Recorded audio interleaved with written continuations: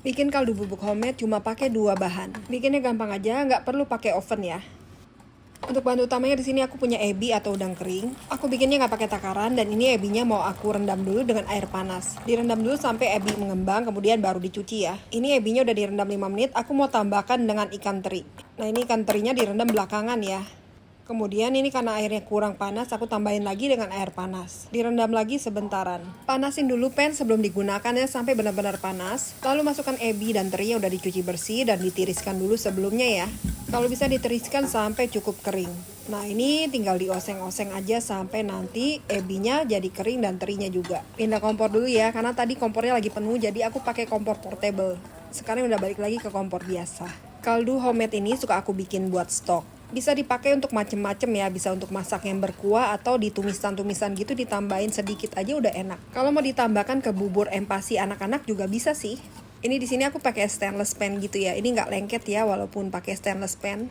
Nah ini aku goyang-goyangin, semakin panas jadinya nggak lengket tuh. Yang penting kalian tahu cara penggunaannya. Harus dipanaskan dulu sebelum digunakan ya. Di bagian bawah itu ada serpihan-serpihan yang agak gosong. Jadi aku mau saring dulu ya. Kalau makin lama dioseng makin gosong. Jadi aku pisahkan dulu ya. Cukup disaring seperti ini aja. Yang penting butiran-butiran kecilnya itu udah terpisah. Kemudian lanjut lagi disangrai ya. Karena ini belum kering ebi dan terinya. Untuk mengetahui cara ebinya udah kering atau belum nanti akan aku infokan juga ya. Nah ini kalian bisa ambil ebinya 1 potong kalau bisa yang gede. Nah kalau dipencet-pencet kayak gini masih agak lentur. Nah ini berarti belum kering ya. Kalau ebinya udah kering tuh biasa dipencet agak keras ya. Jadi beda sih teksturnya. Lanjut lagi dioseng-oseng sampai lebih kering lagi ya. Oseng-osengnya emang butuh proses ya sekitar 15-20 menit. Tapi nggak sampai lama-lama banget kok. Nah ini udah mulai agak kering ya ebinya. Pas ngosengnya pakai api kecil sedang aja, jangan pakai api gede, takutnya cepet gosong aja sih. Ini ebinya udah agak kering, di sini aku mau tambahkan dengan sedikit garam ya. Garam kalau dioseng-oseng itu ternyata enak juga loh. Rasanya jadi lebih umami. Lanjut dioseng lagi dan pastikan garamnya itu jangan sampai berwarna gosong ya. Kita oseng sampai garamnya tuh warnanya agak-agak sedikit kecoklatan. Semisalnya kalian pakein garam dan kalian osengnya kelamaan dan ternyata garamnya gosong, kalian tinggal saring aja dan buang garamnya. Ini ebinya udah mulai kering ya, pas dijatuhin ke pan ini ada suara kerinting-kerintingnya udah mulai agak jelas.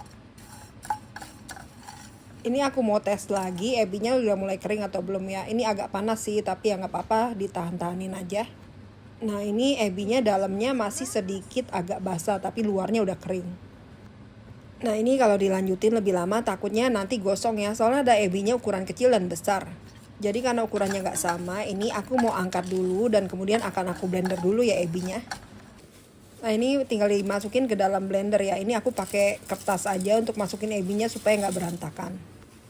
Kemudian tinggal kalian blender sampai halus aja.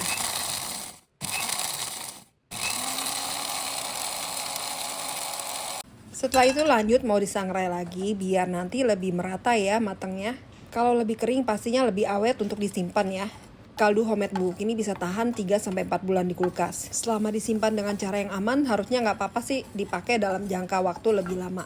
Kaldu bubuknya lanjut dioseng-oseng kembali sampai lebih kering aja. Pastikan jangan sampai warnanya sampai coklat banget ya. Ini aku osengnya pakai api kecil aja.